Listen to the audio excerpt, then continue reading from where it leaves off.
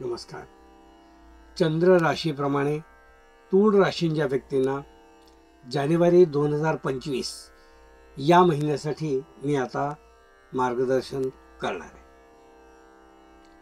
तूळ राशींच्या व्यक्तींना जानेवारीचा पूर्वार्ध उत्तरार्धापेक्षा जास्त अनुकूल आहे. म्हणजे उत्तरार्धात जी कामं होणार नाही आहेत असं तुम्हाला दिसतं ती तुम्ही पूर्वार्धात मागे लागून करून घ्या, कारण तो अनुकूल कालावधी आहे असं मी या ठिकाणी सांगू इच्छितो. कारण काही वेळेला कामं ही आपल्या हातात असतात, केव्हा करायची, काय शेड्यूल करायची. तर जास्तीत जास्त कामं जी आहेत ते तुम्ही पूर्वार्धात शेड्यूल करा. उत्तरार्धामध्ये काही ना काही कारणाने ते पुढे जातील, विलंब होईल, काही ना काहीतरी अडथळे येतील असं या ठिकाणी दिसून येतं. म्हणून तो पूर्वार्ध अनुकूल असल्यामुळे पूर्वार्ध तुम्हाला सर्व प्रकारे सहाय्य करणार आहे असं मी म्हणू इच्छितो. तूळ राशींच्या व्यक्तींना मी असं सांगू इच्छितो की या महिन्यामध्ये आपल्या आणि मुलांच्या मध्ये काही सुसंवाद आहे की नाही याची तुम्ही वेळोवेळी काळजी घ्यायला हवी. कारण काही वेळेला असं असतं की आपण आणि आपली मुलं यामध्ये संवाद जर नीट नसेल तर मुलांचं नुकसान होतं. आपण आपल्या कामात व्यतीत असतो पण मुलांचं नुकसान होतं त्यांच्याकडे लक्ष दिलं नाही तर असं तुम्ही लक्ष न दिल्यामुळे मुलांचं काहीतरी नुकसान होण्याची शक्यता दिसून येते. म्हणून तुम्ही त्यांच्या वेअरअबाउट्स जे काय आहेत, त्यांचा अभ्यास म्हणा, क्लास म्हणा, किंवा ज्या ज्या ठिकाणी ते जातात सगळ्या ठिकाणून नीट एकदा फीडबॅक घ्या आणि त्यांच्याकडे नीट लक्ष द्या असंच मी या ठिकाणी सांगेन. नाहीतर मग थोडंसं काहीतरी त्यांच्याकडून चुका घडतील किंवा काहीतरी ते प्रवृत्त होतील असं या ठिकाणी दिसून येत आहे. तूळ राशींच्या व्यक्तींना मी असं सांगू इच्छितो की या महिन्यामध्ये थोडे गुप्त शत्रू आपल्याला त्रास देऊ शकतात. म्हणजे आपले अगदी जवळचे मित्र म्हणवणारे किंवा आपल्या बरोबर बसउट करणारे असे जे लोक आहेत ते अंतस्थ हेतू स्पष्ट आणि क्लिअर नसल्यामुळे तुम्हाला थोडासा त्रास ते देऊ शकतात.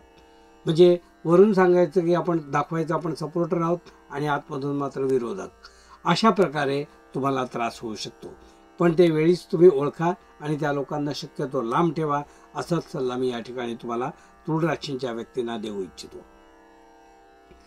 तूळ राशीच्या व्यक्तींना मी असं सांगू इच्छितो की या महिन्यामध्ये आपला मी सांगितल्याप्रमाणे पूर्वार्ध जो आहे तो पूर्वार्ध जास्त अनुकूल आहे.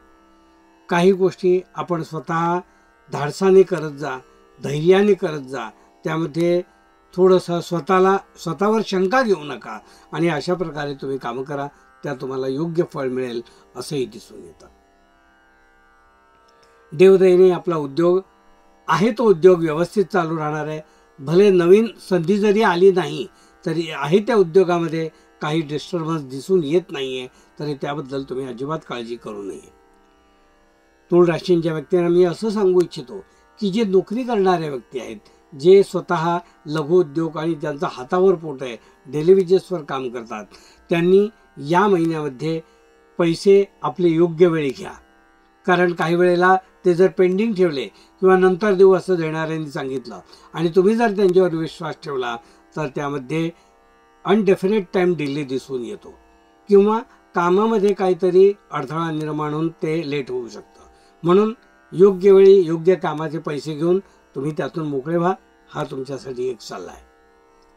ज्यांचे मोठे मोठे उद्योग आहेत किंवा अन्य काही आहेत त्यांनी या महिन्यामध्ये पूर्व प्लॅनिंग म्हणतात जे एखाद्या मोठ्या प्रोजेक्टचं, ते या महिन्यात करायला हरकत नाही. भले प्रोजेक्ट 4-5 महिन्यानंतरचा असेल पण त्याची प्राथमिक तयारी आता सुरू करायला हवी. अगदी लोअर स्टेजला जे काम आहे ते आता करून घ्यावं असाच सल्ला मी या ठिकाणी तुम्हाला देऊ इच्छितो. मुलं जी शिक्षण घेत आहेत, सुद्धा अगदी लहान मुलं आहेत, ती अभ्यासात थोडी टाळाटाळ करतील असं या ठिकाणी दिसून येतं.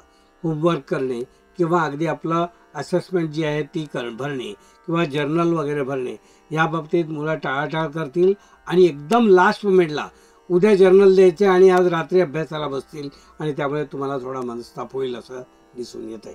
त्याबद्दल तुम्ही त्यांचा बरोबर त्यांच्याकडून फीडबॅक घेत चला आणि त्यांचा वेळच्या वेळी अभ्यास होतोय की नाही बघा असं या ठिकाणी मी तुम्हाला सांगेन.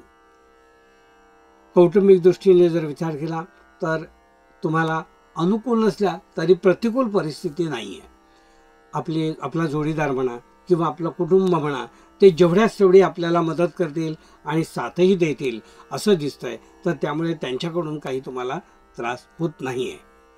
उत्पन्न तुमचे जे आहे ते नेहमीप्रमाणे या बाबतीत नेहमी इतकं या महिन्यात राहील असं मी या ठिकाणी सांगू इच्छितो.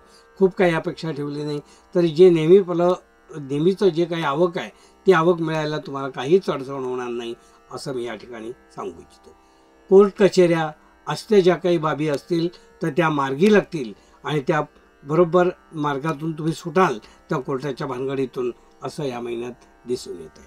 हे होतं तूळ राशींच्या व्यक्तींना मार्गदर्शन.